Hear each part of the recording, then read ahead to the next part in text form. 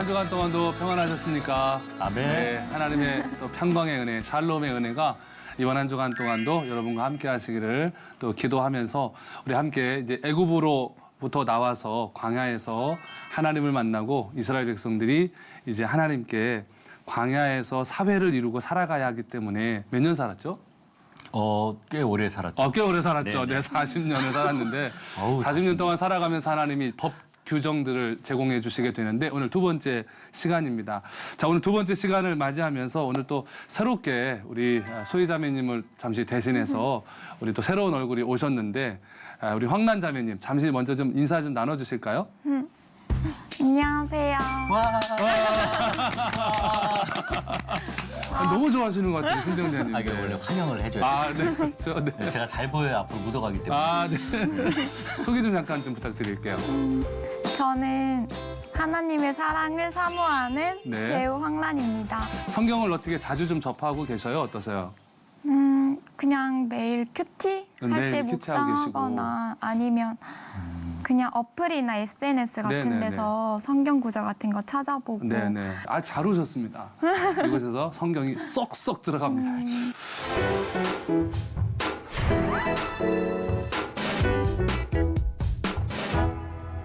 모든 상황 속에서 우리가 누구를 바라보고 찬양해야 될까요? 주를 바라보고. 그렇습니다. 예. 주를 바라보아야 합니다. 자, 여기서 모든 상황이라고 하는 상황 안에는 좋은 일도 있고 안 좋은 일도 있습니다. 어째 두 분은 안 좋을 때 하나님을 더 바라보게 되세요? 아니면 좋을 때 더 바라보게 되세요? 사실 전에는 안 좋을 때 많이 찾았어요. 네네네. 그런데 그러다 보니까 좋은 일이 많이 안 생기더라고요. 그래서 이제 그 좋은 일이 생길 때 오히려 더 감사를 네, 드리고 네, 네, 네. 안 좋을 일 있을 때 더 담대하게 네. 또 하나님께 매달려서 감사합니다. 우리 란 자매님은 어떠세요? 저도 힘들 때 되게 많이 찾았던 네, 것 같은데 네, 네, 근데 네. 좋을 때도 네. 좋을 때 사람이 하나님을 잊기 쉽다고 해서 네, 네. 그 항상 생각하면서 좋을 네, 네, 때 더 네. 하나님한테 더 감사하려고 노력하는 것 같아요. 아니 참 말씀하시는 게 너무 이쁘죠. 너무너무 감사해요. 좋겠다. 자, 우리가 사람들이 어울려서 살아가는 사회는 상당히 많은 문제를 가지고 있습니다. 이스라엘 백성들도 지금 광야에 나와서 막상 이제 노예로 살다가 하나의 새로운 사회를 이루면서 살아가다 보니까 갖가지 문제들이 발생을 해요. 그래서 하나님께서 그 문제들에 대한 답을 주시기 시작을 하는데 지금도 사회 안에 문제가 많듯이 고대 이스라엘 안에도 문제가 굉장히 많았습니다. 특별히 범죄들이 끊이질 않았습니다. 여러분 선민이기 때문에 범죄가 없을 것 같은데요. 이스라엘 백성들도 상당히 많은 죄를 짓고 서로 간에 아픔의 역사들이 많았었는데요. 특별히 그중에서 제일 인간이 범해서는 안 되는 죄 중에 가장 큰 죄가 있다면 살인일 것 같아요. 네, 살인일 것 같은데요. 오늘 본문은 하나님이 이 살인한 사람들에 대해서 어떻게 법규를 정해주시고 어떻게 그들을 다스려야 되는지 말씀해주고 계시는데 오늘 본문은 고의적으로나 무의식적으로 입힌 육체적 상해에 대해서 두 가지 규례를 언급하고 있습니다. 하나는 사형에 해당하는 경우인데 오늘 본문 12절부터 17절까지 나와 있고요. 다른 하나는 덜 가혹한 징계에 해당하는 경우입니다. 18절부터 36절까지 나오고 있습니다. 우리 먼저 본문 12절 말씀을 우리 오늘은 한번 우리 승대 원장님께서 한번 읽어봐 주실까요? 네. 사람을 쳐 죽인 자는 반드시 죽일 것이다. 아멘. 사람을 뭐한 사람은 쳐 죽인. 참 성경의 표현이 굉장히 그죠 무섭죠. 네. 쳐 죽인 사람은 반드시 죽일 거라고 이야기를 합니다. 이것은 살인을 저지른 사람에 대한 규정을 말씀하시는데요. 본문 12절에 보니까 지금 쳐 죽인 사람은 하나님이 죽인다. 근데 왜 사람 죽였다고 해서 꼭 무기징역도 있고 한데 왜 하나님은 사형을 하라고 했을까요? 그것은 간단합니다. 하나님의 형상으로 사람이 만들어졌기 때문에 그 하나님의 형상을 훼손했기 때문에 그것은 하나님을 훼손한 것과 같습니다. 그러니까 신에게 정면으로 도전을 해서 훼손한 거기 때문에 하나님이 이 사람을 죽인 사람은 그 자리에서 죽일 정도로 지금 노하고 계시는 것을 보고 있습니다. 그런데 살인이라 할지라도 하나님이 모든 살인을 다 똑같이 사형에 처하게 하시지는 않았습니다. 하나님은 원인에 따라서 그 뭐라 그럴까요? 처벌을 달리하고 계시는데요. 의도적으로 사람을 죽인 경우와 그다음에 그렇지 않은 경우로 하나님이 나누고 계세요. 자, 본문 13절에 보면은 의도적으로 사람을 죽인 것이 아닌 경우, 뜻하지 않게 살인이 된 경우도 있잖아요. 그런 경우를 말씀하고 있습니다. 이번에는 우리 라니 자매님께서 한번 좀 읽어주세요. 13절. 만일 사람이 고의적으로 한 것이 아니라 하나님이 사람을 그의 손에 넘긴 것이면 내가 그를 위하여 한 곳을 정하리니 그 사람이 그리로 도망할 것이며. 아멘. 자, 여기 13절에 보니까요. 계획하지 않은 살인의 경우를 지금 언급을 하고 있습니다.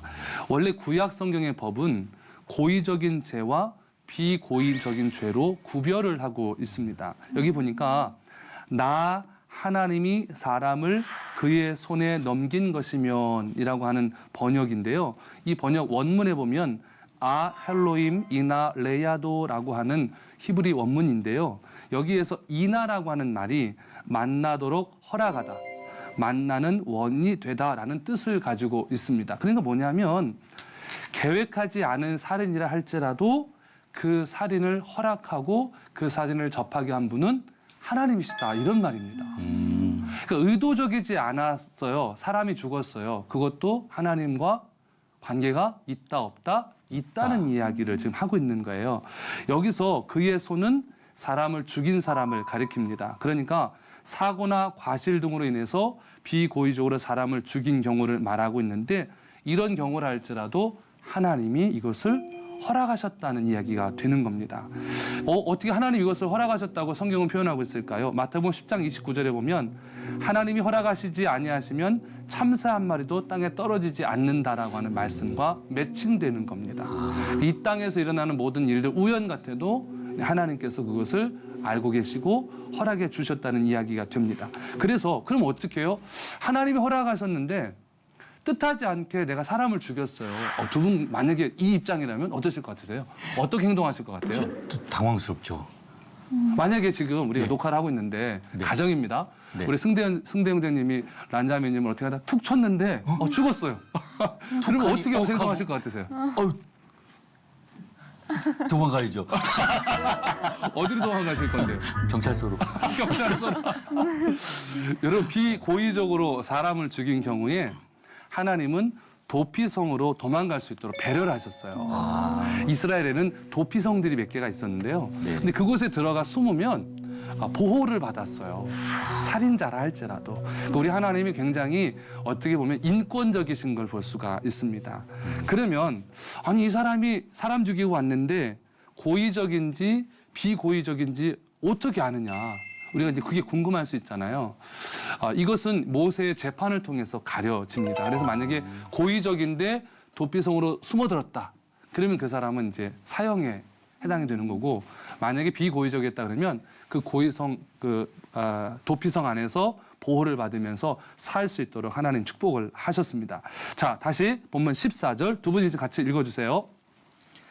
사람이 그의 이웃을 고의로 죽였으면 너는 그를 내 제단에서라도 잡아내려 죽일지니라. 아멘. 자, 이 말씀은 말 그대로입니다. 고의로 사람을 죽였다면 그 사람을 지금 죽이라는 거죠. 자, 여기서 이 표현들 가운데 이것을 왜 하나님이 사람 죽였다고 해서 또 죽이라고 이렇게 하셨을까? 물론 하나님의 그 형상을 훼손했다는 의미도 있지만은 여기서 이 보통 그 고의로 죽였다는 표현 가운데 고의로 죽였다는 표현을 보면은 원문에 보면은 키 야지드 이슈얄 레에후 레호르고 베오르마라고 번역을 하는데요. 이 동사인데요. 이 지드라고 하는 이 히브리 문장이 끌어오르다 소용돌이 치다라는 뜻이 있습니다. 이건 주로 하나님에게 대해서 오만불손하게 행동하는 애굽의 신들에 대해서 표현할 때 이 표현들을 썼던 것을 구약 성경이 봅니다. 그러니까 이 문장을 좀 직역해 보면 사람이 그의 이웃에 대해서 간교하게 거들먹거리는 행동을 했다면 이렇게 표현하는 거예요. 그러니까 사람이 고의적으로 사람을 죽였잖아요. 그러면 하나님 보실 때는 간교하게 거들먹거리는 행동으로 하나님이 보셨다는 거예요. 그러니까 신을 조롱하는 느낌이었다는 거죠. 그래서 하나님이 그것을 죽이라고 말씀하셨다는 겁니다. 그러니까 우리가 사람의 생명을 건드린다는 얘기는 하나님을 조롱하는 행위와 같다라는 얘기입니다. 그래서 살인은 인간에 대한 죄이기도 하지만 하나님의 주권에 대한 정면 도전도 된다는 거죠.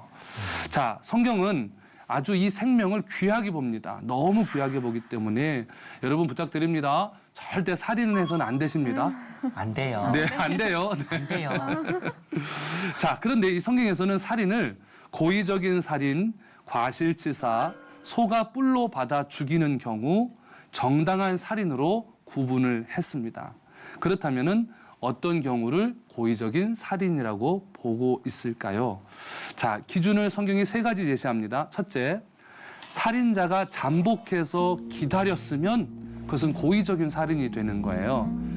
이 고의적인 살인 2번째는 어떤 경우냐면 당사자 간에 적의가 있었다면 고의적인 살인이 됩니다. 민수기 35장 21절인데요. 아기를 가지고 손으로 쳐 죽이면 그 친자는 반드시 죽일 것이니 이는 살인하였습니다. 피를 보복하는 자는 살인자를 만나면 죽일 것이니라. 아멘. 그렇게 기록합니다. 마지막 3번째는 살해 도구를 가지고 사람을 죽였다면 이건 고의적인 살인에 해당합니다. 민수기 35장 16절로 18절입니다. 만일 철 연장으로 사람을 쳐 죽이면 그는 살인자니 그 살인자를 반드시 죽일 것이요. 만일 사람을 죽일 만한 돌을 손에 들고 사람을 쳐 죽이면 이는 살인한 자니 그 살인자는 반드시 죽일 것이요. 만일 사람을 죽일 만한 나무 연장을 손에 들고 사람을 쳐 죽이면 그는 살인한 자니 그 살인자는 반드시 죽일 것이니라. 아멘. 자, 이 경우가 바로 고의적인 살인에 해당이 됩니다. 이런 경우는 어떠한 경우로도 이 사형을 면치 못했습니다. 그래서 이 고의적인 살인에 대해서 하나님이 보상을 금지하셨어요. 그러니까 고의적인 살인은 사형 외에는 답이 없다는 거예요.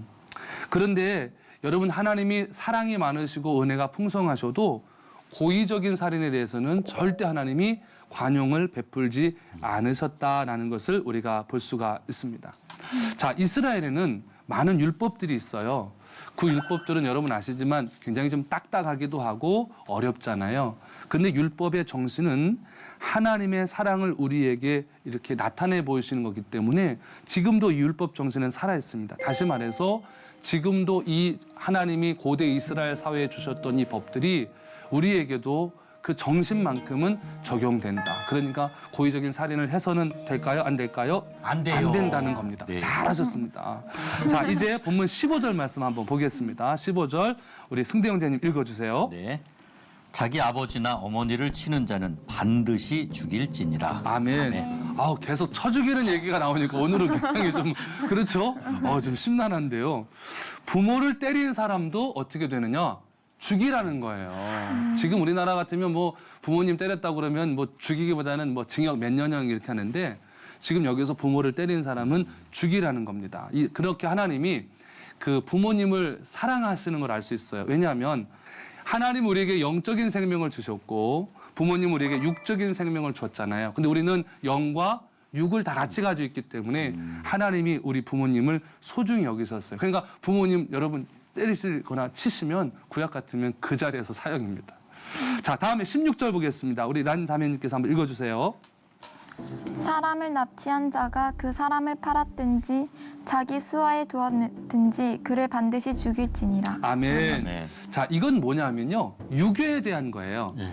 사람을 유괴했어. 그래서 참 여러분 지금 있는 이 죄들이 그 옛날 고대 이스라엘에도 다 있었던 거예요, 지금 보면. 그러네요. 그 유괴에 대한 건데, 근데 이걸 잘 보셔야 될 게 뭐냐면, 이 법 규정이 위치가 어디냐를 한번 보셔야 돼요. 이 위치가, 우리 아까 10계명, 좀 전에 5계명에 대한 거 봤잖아요. 부모님을 공경하라. 그 5계명 이야기를 지금 15절에서 하고, 유괴에 대한 이야기를 16절에서 연달아서 하잖아요. 여기서 연결되는 게 뭐냐면, 바로 이겁니다.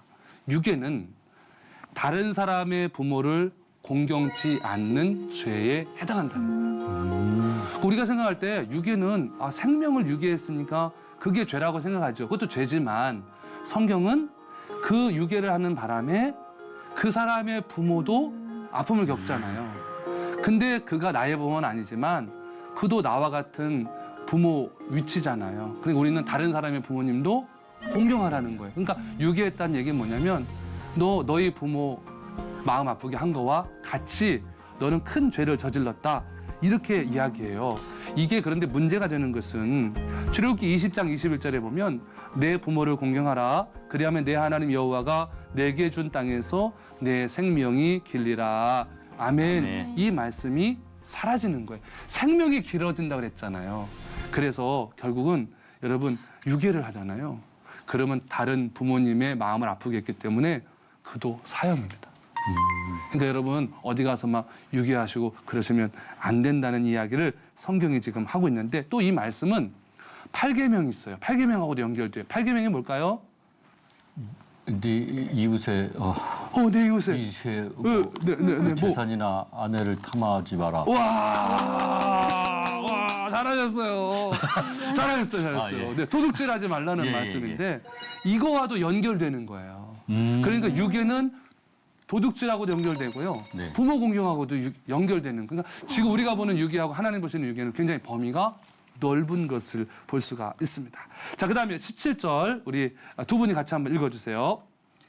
자기의 아버지나 어머니를 저주하는 자는 반드시 죽일지니라. 아멘. 승대현님 네, 어릴 때 솔직히 부모님 욕해 보신 적 있어요, 없어요? 있어요. 있어요? 네, 우리 난자매님 있어요, 없어요? 저요? 죽었네. 욕은 안 했어요. 욕은 안 하셨어요. 욕은 안 했지만 투덜은 된 것 같죠? 네, 여러분 이런 자는 어떻게 돼요? 반드시 죽일지니랍니다. 아멘. 아무래도 제가 오늘 두 분 장례를 치러야 될 것 같은 느낌인데요. 정말 하나님 말씀이 정말 굉장히 세신 거예요. 그러네. 내 부모를 향하여 저주하면 죽는다는 거예요. 우리 사랑하는 이 방송을 시청하시는 우리 어린이, 청소년, 청년 여러분, 부모님 욕하시면 죽습니다. 아멘. 오늘 가서 우리 아들한테 꼭 보여줘요. 네, 그러십시오. 네. 녀석들. 저도 제 딸에게 꼭 보여줘야겠습니다. 자, 본문 18절, 19절 우리 다 같이 한번 읽겠습니다. 시작. 사람이 서로 싸우다가 하나가 돌이나 주먹으로 그의 상대방을 쳤으나 그가 죽지 않고 자리에 누웠다가 지팡이를 짚고 일어나 걸으면 그를 친 자가 형벌을 면하되 그간의 손해를 배상하고 그가 완치하게 될 것이니라. 아멘. 어떤 사람이 싸우다가 부상을 당했어요. 그런데 돌이나 다른 도구를 가지고 상대방을 때렸을 경우에 피해자의 회복뿐 아니라 그가 일하지 못한 것까지 배상해줘라. 자, 본문 20절, 21절입니다. 우리 승대 형제님 읽어주세요. 네. 사람이 매로 그 남종이나 여종을 쳐서 당장에 죽으면 반드시 형벌을 받으려니와 그가 하루나 이틀을 연명하면 형벌을 몰아내리니 그는 상전의 재산임이라. 아멘. 이 얘기 뭐냐면 종들도 다른 백성들과 마찬가지로 무고하게 죽임을 당하면 안 된다. 이건 일반적인 사람들에 대한 법규가 아니고 지금까지 했던 말씀들은 여기에 종들도 노예들도 해당된다라고 하는 말씀이 되어집니다. 그런데요, 주인이 때려가지고 그 자리에서 사람이 죽잖아요. 그러면 주인에게 하나님이 형벌을 줘요.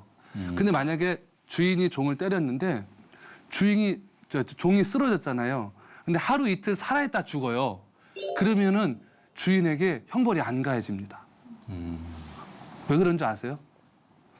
이게 맞았다고 죽은 게 아니라 원래 지병이 있어서 죽은 거 아니냐? 이렇게 맞은다는 거예요.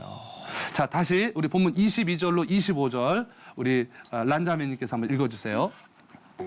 사람이 서로 싸우다가 임신한 여인을 쳐서 낙태하게 하였으나 다른 해가 없으면 그 남편의 청구대로 반드시 벌금을 내되 재판장의 판결을 따라 낼 것이니라. 그러나 다른 해가 있으면 갚되 생명은 생명으로 눈은 눈으로 이는 이로 손은 손으로 발은 발로 된 것은 된 것으로 상하게 한 것은 상함으로 때린 것은 때림으로 갚을지니라. 아멘. 아멘. 자, 여러분 이게 무슨 말이냐면은 24절부터 지금 보면은 여러분 잘 아시는 눈에는 눈, 이에는 이 많이 들어보셨죠? 이게 동해보복규례라고 하는데요. 일명 탈리오법이라고 합니다. 여기서 여러분 이게 뭐냐면 그 자유롭게 처리하라는 생각으로 보통 많은 분들이 해석할 수 있어요. 제가 내 눈 때렸으면 내가 제 눈 때려도 된다. 이렇게 우리가 보통 그래서 야 이거 너무 세다. 그냥 즉결할 수 있는 그런 틀을 하나님이 주셨나 보다 생각하실 수 있는데 그게 아니고요. 이건 처벌의 한계를 정하기 위해서 하나님 만드신 법이었어요. 이 당시에는 사람들이 어떤 피해를 입잖아요. 그런 감정이 상하니까 가서 그냥 냅다 때리는 거. 여러분 그런 말 있잖아요. 법보다 뭐가 가깝다고 그래요? 주먹이 가깝다 그러잖아요. 그렇게 상해를 입힐까 봐 때려서 죽일 수가 있거든요. 창세기 4장 23절에 보면 이런 말씀이 있어요. 라멕이 아내들에게 이르되 아다와 실라여 내 목소리를 들으라. 라멕의 아내들이여 내 말을 들으라. 나의 상처로 말미암아 내가 사람을 죽였고 나의 상함으로 말미암아 소년을 죽였도다. 라고 하는 충격적인 이야기가 나와요. 누가 나한테 가해를 하니까 내가 가서 그냥 보복 먼저 하는 거예요. 법이 필요 없는 거예요. 주먹으로 사람을 죽였어요. 이게 창세기에 있어요. 그래 하나님이 무리한 복수를 금하기 위해서 눈에는 눈, 이에는 이 탈리오법을 하나님이 정하셨다는 겁니다. 그러니까 뭐냐면 너가 받은 만큼만 되돌려 주지 그 이상은 손대지 말아라. 이런 의미가 지금 이 눈에는 눈, 이에는 이 안에 들어가 있다는 겁니다. 그런데 이걸 통해서 이건 뭐냐면 내가 일을 줬으니 너도 일 줘라 이거거든요. 공평하다는 거죠. 그래서 서로 보복을 하지 않도록 보복의 고리를 끊기를 원하는 하나님 말씀을 보게 되는데 훗날 예수님이 이걸 가지고 이렇게 말씀하셨어요. 원수를 용서하고 사랑하라. 그러니까 예수님 말씀대로 하면 이 탈리오법을 뛰어넘는 거예요. 눈에는 눈, 이에는 이. 눈을 때려도 그냥 사랑해줘라. 나오죠? 왼손으로 때리면 오른손으로 또 맞아줘라. 그 얘기입니다. 여러분 오늘 이 말씀을 통해서 여러분들이 한번 생각해 보셔야 합니다. 이렇게 하나님 법 규정을 주셨을 때는 공평함이 안에 담겨져 있어요. 그리고 공평함 속에는 원리는 사랑이고 용서라는 거예요. 공동체가 용서와 사랑이 없으면 이 문제가 발생한다는 겁니다. 여러분 오늘 우리가 그리스도인들로서 하나님의 눈으로 문제들을 바라보셔야 하고 하나님의 마음으로 사람들을 사랑해야 하고 이해하고 살아갈 때 법보다 더 큰 하나님의 은혜가 그 사회를 다스리게 된다. 광야에서 이렇게 살아가면서 가나안까지 길을 가라. 하나님께서 오늘 말씀해 주시는 겁니다. 예전에 나폴레옹 당시에 나폴레옹의 병사들 중에서 엄청나게 잘못을 저지른 병사가 하나 있었습니다.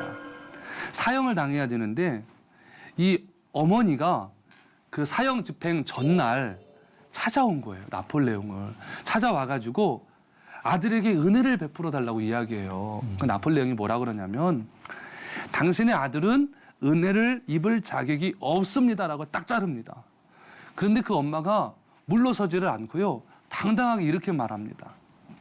왕이시여, 제 아들에게 그럴 만한 자격이 없다는 것 충분히 압니다. 제 아들에게 그럴 자격이 있다면 그거는 은혜가 아니겠지요. 라고 이야기합니다. 이 병사가 살았을까요? 죽었을까요? 살지 않았을까요? 살지 않았을까요? 네. 살았습니다. 와우. 이게 은혜입니다. 여러분, 은혜는 자격의 문제도 공평함의 문제도 아니고 무조건 긍휼히 여기는 거예요. 긍휼히.